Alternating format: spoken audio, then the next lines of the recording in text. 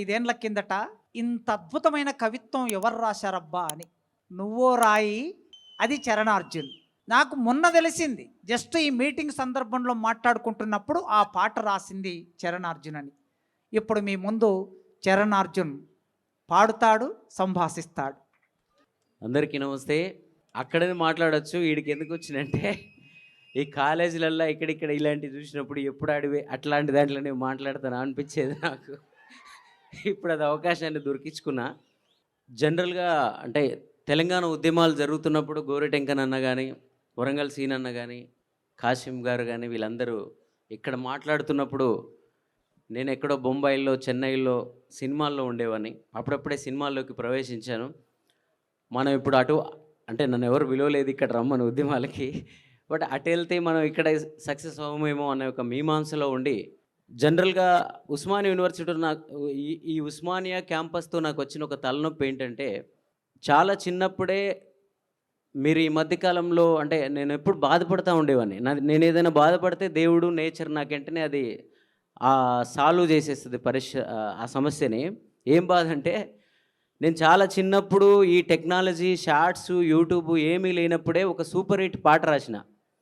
ఆ పాట రాయడం వల్ల ఇంకా నాకు చదువుతో పనేముంది అని చెప్పి మొత్తం నేను ఇందులోనే ఉండాలి కదా, నేను మ్యూజిక్ డైరెక్టర్ అయిపోవాలి కదా అని చెప్పి చదువులు పక్కన పెట్టేశా. అప్పటి నుంచి ఉస్మానియాలో ఎవరు చదివినా, మా ఊర్లో ఎవరు చదివినా మేము ఉస్మానియాలో చదువుతున్నాం, నువ్వు ఎంత పాటలు రాస్తే ఏంటి అని ఎటకారం చేసేవాళ్ళు. అబ్బా మనం కూడా చదివి ఉంటే బాగుండేదిరా ఉస్మానియాలో అనే ఫీలింగ్ ఉండేది. తర్వాత తెలంగాణ ఉద్యమం వచ్చిన తర్వాత ఉస్మానియాలో వాళ్ళు ఉద్యమం చేయడం వల్లనే తెలంగాణ వస్తుంది అన్న ఒక దాంట్లో ఇక్కడ ఉన్న వాళ్ళందరూ మేము సినిమాల్లో మా పనుల్లో మేముంటే మేము ఉస్మానియా స్టూడెంట్స్, మా పోరాటాల వల్లనే తెలంగాణ వస్తుంది అనేవాళ్ళు. మనం కూడా ఉస్మానియాలో ఉంటే ఉద్యమాలు చేసేవాళ్ళం కదా. సో అంటే ఆ రకంగా ప్రతిసారి ఎప్పుడు ఏదో ఒకటి ఒక లోటు ఉండేది నాకు ఉస్మానియా. కానీ ఈరోజు మొదటిసారి ఈ వేదిక మీద ఒక అతిథిగా వచ్చాను. దానికి కారణమైన కాసిం గారికి, కాసిం అన్న అనాలి, మన కల్చర్లో అన్ననే కాబట్టి. సో ఈ వేదిక ఎక్కించిన వలన ఎన్నో ఉద్యమాలు చూసిన వేదిక, ఎన్నో పోరాటాలు చూసిన వేదిక, రాష్ట్రాన్నే సాధించిన వేదిక ఇది. కాకపోతే నాకు ఒక ఉస్మానియా యూనివర్సిటీలో ఒక హ్యాపీనెస్ ఏముండే అంటే, ఇక్కడ ఉన్న వీరుడు జార్జి రెడ్డి కథాగానం, ఆయన కథాగానాన్ని నేను ఇక్కడే వచ్చి షూట్ చేశాను. ఆ పాట నాకు చాలా మంచి పేరు తీసుకొచ్చింది. కథాగానాలకే ఒక ట్రెండ్ క్రియేట్ చేసిన పాట అది.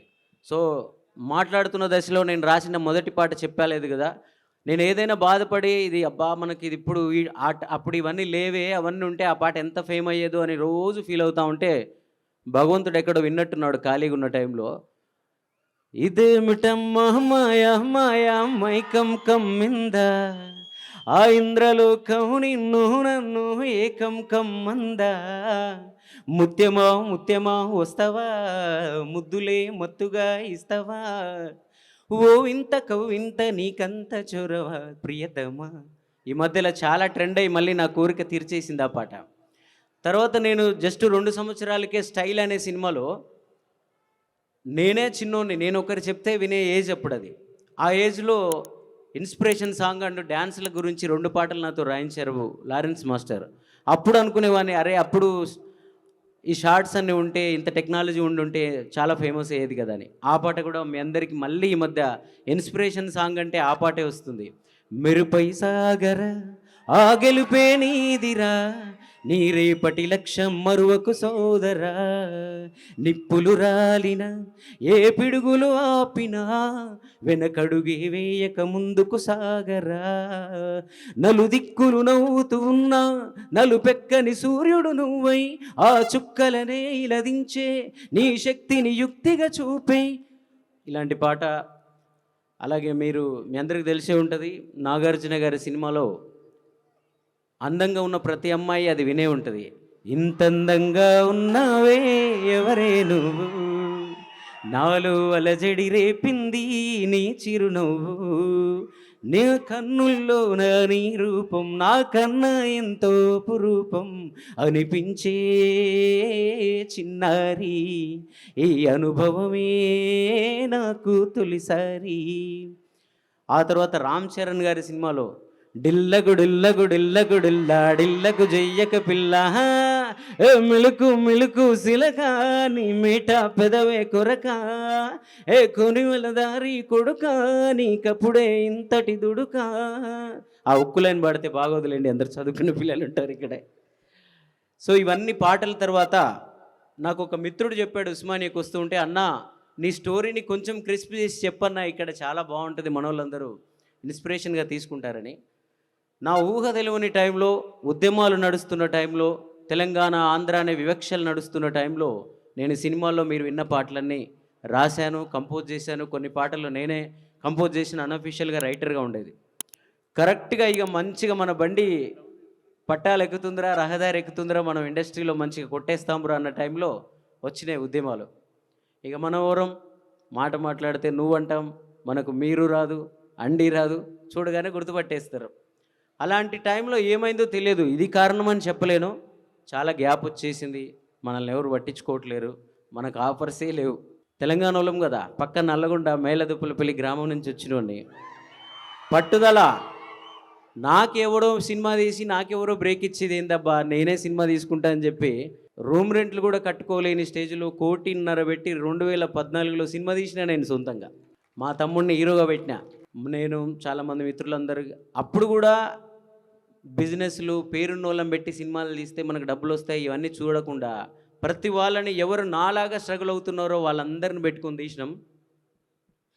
అప్పుడే తెలంగాణ వచ్చింది, సినిమా రిలీజ్ చేసినాం. ఆ సినిమాలో బతుకమ్మ కల్చర్లు పెట్టినాం, బోనాలు కల్చర్లు పెట్టినాం, మన తెలంగాణ సంస్కృతి అంతా పెట్టినాం. ఎవరు పట్టించుకోలే, అసలు వాళ్ళకే అర్థం అవ్వట్లేదు ఇక్కడ సినిమాల పరిస్థితి ఏంటి, మనం ఇక్కడ ఉండాలా ఎడిపోవాలా అని. ఇక్కడ వాళ్ళకి అర్థం అవ్వట్లేదు, తెలంగాణ వాళ్ళకి ఇప్పటికీ అర్థం కాదు సినిమాల గురించి అనుకోండి. డబ్బులు ఉంటే ఏడ భూములు కొందాం, ఏడ రియల్ ఎస్టేట్ చేద్దామంటారు. కానీ మాలాంటి వాళ్ళని మేమందరం ఇక్కడ కొట్లాడుతున్నాం కదా సినిమాలు తీద్దామని, మన వాళ్ళకి ఎవరికి ఇంకా ఇప్పుడేదో 2-3 వస్తుంది అంతే. ఆ తర్వాత తెలంగాణ వచ్చి అందరూ ఊరేగుతా అంటే మేము సినిమా తీసి మొత్తం సర్వం కోల్పోయి రోడ్డున పడిపోయాం. ఇక అప్పటి నుంచి వీడే సొంతంగా సినిమా తీశాడు, వీడికేమో ఆఫర్లు ఇస్తామని ఇక అసలు ఉన్నది పోయింది, ఉంచుకున్నది పోయింది.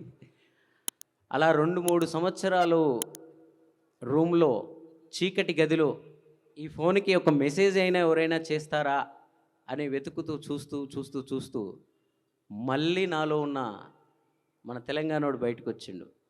అరే నేను మ్యూజిక్ డైరెక్టర్ని, నేను పాటగాడిని, నేను రైటర్ని అని గుర్తించడానికి సినిమా మాత్రమే ఉందా, ఇంకేం లేదా అని వెతుకుతూ చాలాసార్లు ఎక్కడైనా వేదికల మీదకి వెళ్ళినప్పుడు మీలాంటి చదువుకున్న వాళ్ళు, ఆఫీసర్లు, గొప్ప వాళ్ళు ఉన్నప్పుడు ఏం చేస్తావు బాబు నువ్వు అంటే, నేను సినిమా మ్యూజిక్ డైరెక్టర్ని సార్ అని నాకు నేను గర్వంగా చెప్తే, ఆ సినిమా మ్యూజిక్ డైరెక్టరా అంటే, సినిమా మ్యూజిక్ డైరెక్టర్లు సినిమా పాటలు రాసే వాళ్ళు అంటే అంత వాల్యూ లేని టైం అది, ఇప్పటికీ అంత ఇవ్వరు. అప్పుడు నాకు అర్థమైంది ఏంటంటే, సినిమాల్లో 4 సందర్భాలు డైరెక్టర్లు, ప్రొడ్యూసర్లు చెప్పిన పాటలకి మేము చేస్తున్నాం, అవి హిట్ అవ్వచ్చు, మిలియన్ల కొద్ది వ్యూస్ రావచ్చు, కానీ వాటికి రెస్పెక్ట్ రావట్లేదు. రెస్పెక్ట్ కూడా రావాలంటే నేను ఏం చేయాలని చెప్పి అప్పుడెప్పుడో గద్దరన్న క్యాసెట్లు వచ్చేవి. ఆ తర్వాత గోరెటెంకన్న గారు పల్లె గురించి, ఊరు గురించి ఎన్నో అద్భుతమైన విషయాలు చెప్పేవాళ్ళు. కానీ వీటన్నిటికీ ఒక రకమైన కలర్ని పూసేసి వాటిని అంతవరకే చూసేవాళ్ళు. ఇదే కోణాలని, ఇదే అంశాలని సినిమాటిక్లో ప్రజల్లోకి ఎందుకు తీసుకెళ్ళకూడదు? అప్పుడప్పుడే వస్తున్న యూట్యూబ్ని నేను ఎందుకు వాడుకోకూడదు? ఈ యూట్యూబ్ అనగానే ఏదో విప్లవాత్మక పాటలు లేదంటే ఫోక్ పాటలు ఇలాంటివి కాకుండా సామాజిక అంశాలకి ఒక సినిమాటిక్ యాడ్ చేసి ఎందుకు తీసుకెళ్ళకూడదు? నేనెందుకు మ్యూజిక్ డైరెక్టర్గా ప్రజల దగ్గర గెలవకూడదు? సినిమాలో గెలవట్లేను, ఓకే ఓడిపోతున్నాను, ప్రజల దగ్గర ఎందుకు గెలవకూడదని మొదలుపెట్టిందే మొదటి పాట నువ్వో రాయి నేనో శిల్పి. మీరందరూ నన్ను గెలిపించారు, అప్పటికీ మీకు నేను తెలంగాణ వాడిని అని తెలియదు, నేను నల్గొండని తెలియదు. ఎందుకంటే ఆ పాట అప్పటిదాకా చిన్ని చరణ్ అనే పేరుతో ఉన్న నేను చరణ్ అర్జున్ అని ఒక కొత్త పేరు మార్చి ఆ పాట రిలీజ్ చేశాను. ఆ పాటను అందరూ పాటగానే మీరందరూ ఎత్తుకున్నారు, ప్రాంతాలకు అతీతంగా ఎత్తుకున్నారు. సో అక్కడి నుంచి నా ప్రస్థానం మొదలైంది, మీ అందరికీ తెలుసు. అప్పటి నుంచి నేను ఒకటే అనుకున్నా, 80 ఏళ్ళ తెలుగు చిత్ర పరిశ్రమలో రాని అంశాలు ఏమేమి ఉన్నాయి? అన్నదమ్ములు, చిన్న చిన్న విషయాలు, ఒక్క నిమిషం కూర్చుంటే ఒడిసే గొడవ అన్నదమ్ములది. అలాంటి అన్నదమ్ములు విడిపోతున్నారు. ఆ అన్నదమ్ములు పాట ఎందుకు చేయకూడదు? నేనున్న గర్భంలోనే ఏడాది నువ్వున్నావు తమ్ముడా, ఇప్పుడు నువ్వాడా నేను ఈడా మనకెందుకు అడ్డుగోడా తమ్ముడా.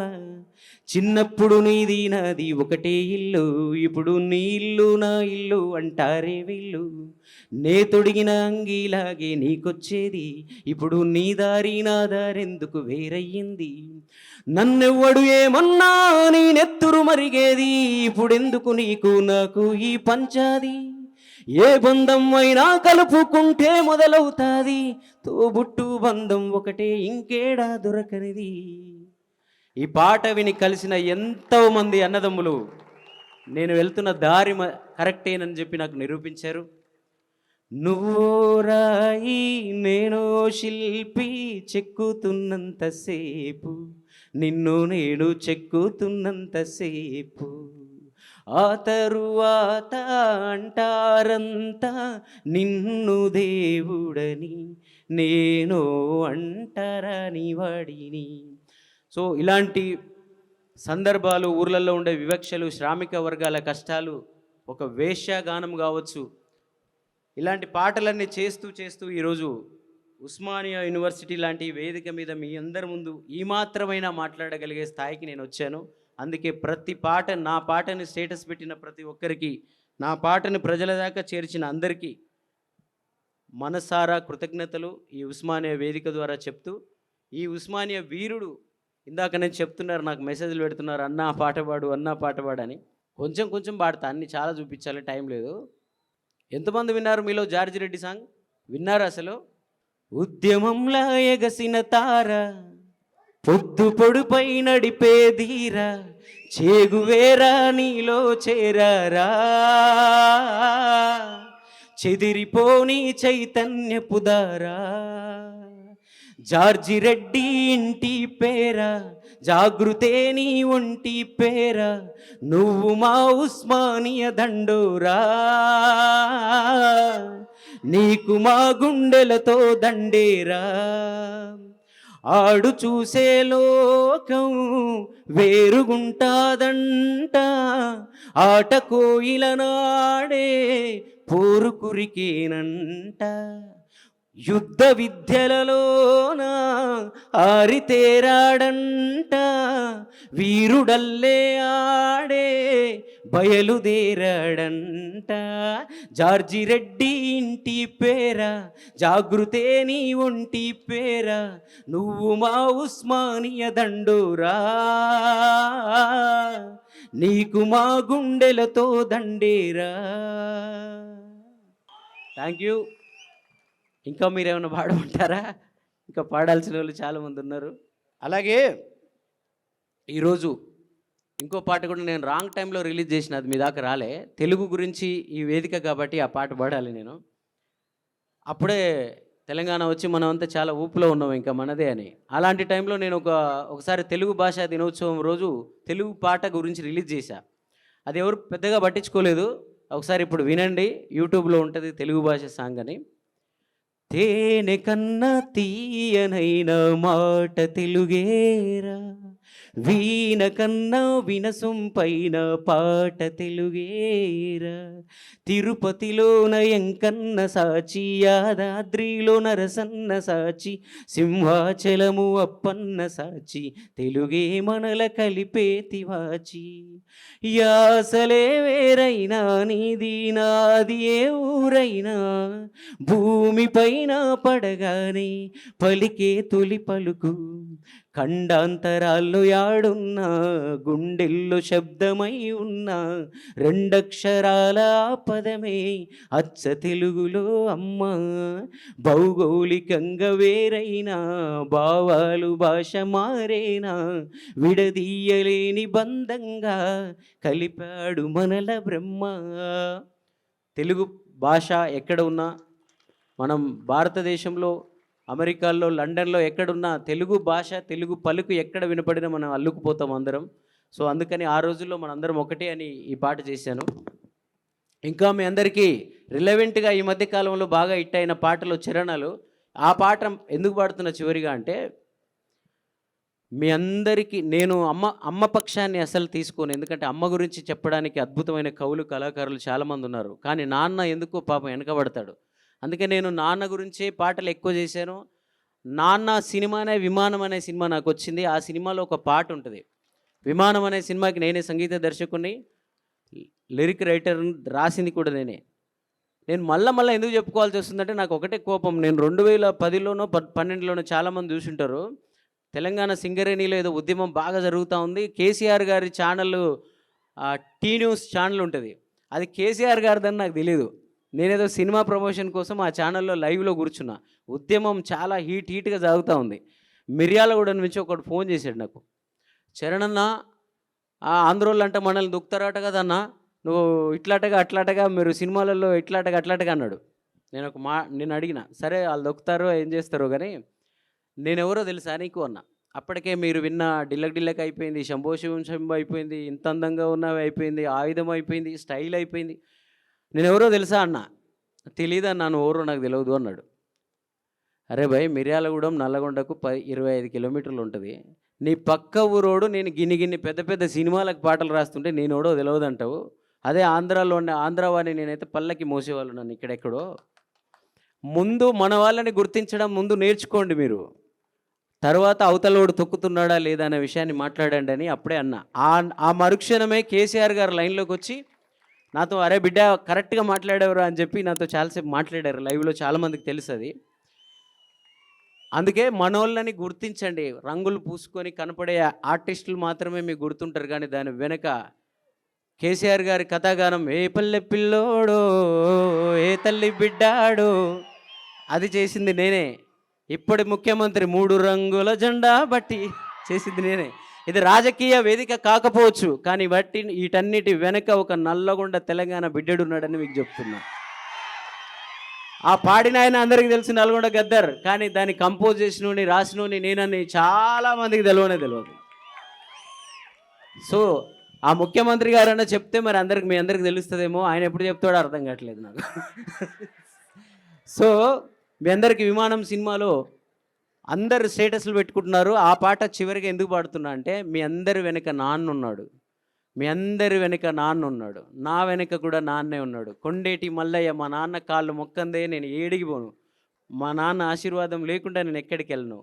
సో మా నాన్నే నా మేనేజర్, మా నాన్నే నా అసిస్టెంట్, మా నాన్నే నా గురువు, మా నాన్నే నా ఫిలాసఫర్. సో మీ అందరి నాన్నలు కూడా వెనక ఉన్నారు. మీరు గెలిస్తే మీ నాన్న చాలా మురుస్తాడు. మీ నాన్న మురిపం కోసం మీరంతా గెలవండి. నువ్వు కన్న కలలే నెరవేరేను చూడు, అందుకే ఉన్నాడు మీ నాన్నే తోడు. దశరథ మహారాజే నాన్నై పుట్టాడు, నువ్వు రాముడంత ఎదగరనేడు. సంబరమంటే ఏదో కాదురో, ఇంతకు మించి ఏది లేదురో. రేల రేల రేల రేల నీదే నింగి నేల, నిత్యం పండగల్లే బతుకు జన్మే ధన్యమయ్యేలా. సో ఒక రాష్ట్రాన్నే తీసుకొచ్చిన అద్భుతమైన వేదిక ఇది. ఇక్కడ చదువుతున్న మీరందరూ కూడా పుణ్యాత్ములు. మీకంటే ముందు ఉన్నోళ్ళు, ఉద్యమం చేసిన వాళ్ళందరికీ, ప్రాణాలు అర్పించిన అమరులందరికీ, వాళ్ళ వెనక ఉన్న కళాకారులకు, కవులకు, ఇక్కడ వేదిక మీద ఉన్న పెద్దోళ్ళకి, కాసిం సార్కి, రాష్ట్ర సాధనలో పాల్గొని మా తరపున కూడా యుద్ధం చేసిన అందరికీ, ఇక్కడ ఉన్న మట్టికి చెట్టుకు అందరికీ పాదాభివందనం. Thank you.